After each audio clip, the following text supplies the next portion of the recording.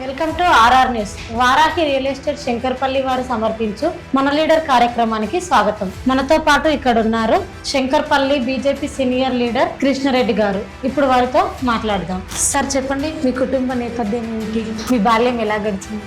నేను భారతీయ జనతా పార్టీలో జడ్పీసీగా పోటీ చేయడం జరిగింది. నా బాల్యం నుంచి నేను స్వయం సేవక్ భారతీయ జనతా పార్టీలో జడ్పీసీగా పోటీ చేస్తూ అంచెలంచెలుగా పార్టీని నమ్మి దేశం కోసం ధర్మం కోసం పనిచేసే పార్టీ కాబట్టి ఆ రోజు నుండి నేటి వరకు కూడా భారతీయ జనతా పార్టీలో ఇంచుమించు ఫుల్ టైం కాకుండా చాలా టైం స్పెండ్ చేసి భారతీయ జనతా పార్టీని ఈరోజు వరకు ఇలా నడిపిస్తూ, అలాగే మా విలేజ్లో మా రాజకీయ జీవితం ఎస్సీ వచ్చిన బీజేపీ సర్పంచ్, బీసీ వచ్చిన బీజేపీ సర్పంచ్, బీజేపీ నుంచి వార్డు మెంబర్స్ అలా అంచెలంచెలుగా పోటీ చేస్తూ నేను అందరూ అలా అలయన్స్ ఉన్న బీజేపీ తెలుగుదేశం అలయన్స్ లేకుండా నేను ఎంపీటీసీగా గెలవడం జరిగింది ఇండియా గవర్నమెంట్లో.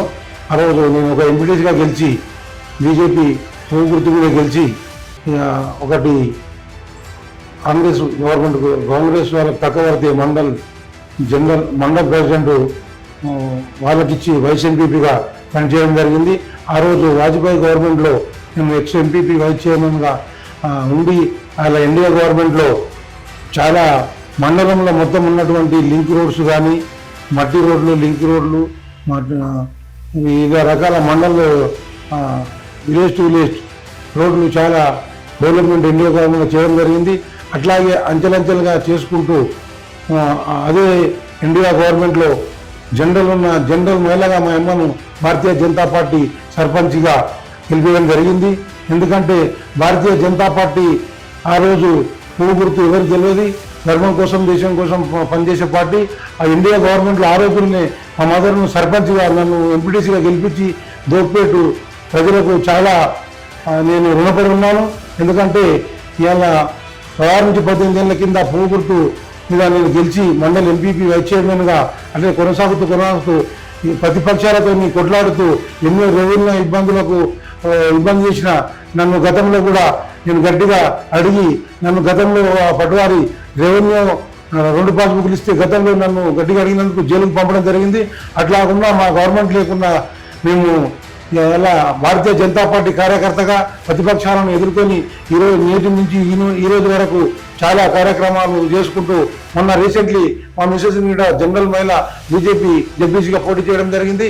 అట్లాగే మొన్న రత్న ఎలక్షన్లో కూడా చాలా పనిచేసి ఇలా చాలా ఓట్లు తీసుకోవడం జరిగింది. అదేవిధంగా ఇలా కాంగ్రెస్ గవర్నమెంట్ 6 హామీలు ఇచ్చి ఇలా హామీలు నెరవేర్చకుండా ఇలా ఎట్లా ఓట్లు అడుగుతారని చెప్పి మేము ప్రత్యేక గడప గడపకు వెళితే ఇలా నరేంద్ర మోడీ పేరు చాలా అన్ని కులాల వాళ్ళకి ఇలా ఎస్సీలకు ఎవరికి గ్యాస్ పొయ్యి లేనటువంటి వాళ్ళకు గ్యాస్ పొయ్యి, మళ్ళీ అదేవిధంగా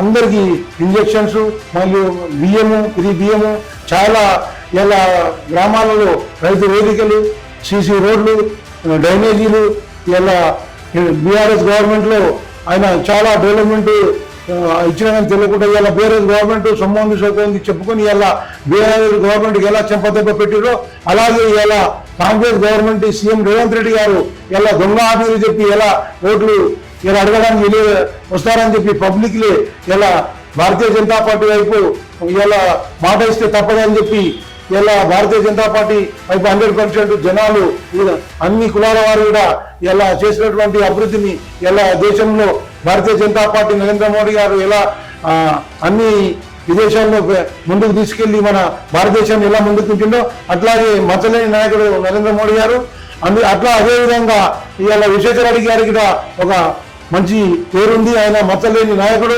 ఎలా ఆయన రాజకీయాలను సంపాదించుకోవడానికి రాలేరు. ఆయనకు ఎలా ఉన్నత కుటుంబంలో ఉన్నటువంటి ఈ విశ్వేశ్వరరెడ్డి గారు ఇలా ఈ బీఆర్ఎస్ నుంచి ఇలా కాంగ్రెస్ పార్టీలో ఉన్న రంజిత్ రెడ్డి ఇప్పుడు పశువు ఒకసారి గడ్డి తిన్నాక ఆవు ఎట్లా నెమ్మరేస్తుందో ఇలా రంజిత్ రెడ్డి గారికి ఒక పశువులాగా నేను ఇలా ఎంజికి తీసుకొని నువ్వు ఇలా బీఆర్ఎస్లా ఎన్ని అక్రమాలు చేసి భూదందాలు చేసి ఇలా దేవాలయ గుడిని ఇలా నువ్వు ఏ విధంగా కబ్జా పెట్టి చేసినావు. ఇలా నీ ఓటు ఎట్లా అడగడానికి నీ మళ్ళా ఈ పార్టీ మారి పుట్టకో పార్టీ మారి ఇలా ఎట్లా వస్తావో పబ్లిక్ ఇలా నీకు తగిన గుణపాఠం చెప్తారని చెప్పి నరేంద్ర మోడీ ఇలా దేశ అభివృద్ధి కోసం ఎలా పాటుపడతారు విశ్వేశ్వరరెడ్డి గారు కూడా మన చేవెళ్ళ కాన్స్టిట్యూన్సీ పార్లమెంటును అట్లా అభివృద్ధి చేయడానికి మన పార్టీలోకి రావడం జరిగింది. ఇలా మనం అందరం కూడా ఇలా చేవెళ్ళ పార్లమెంటు ప్రతి ఒక్క యువతను నేను అడుగుతున్నా, ఇలా నరేంద్ర మోడీ గారి గురించి ఎట్లా యువతకు తెలుసో ప్రతి ఒక్క మీ ఇంట్లో కూడా ప్రతి ఒక్కరికి చెప్పి ఇలా ముందు మనకి ఏ అభివృద్ధి జరగాలన్నా నరేంద్ర మోడీ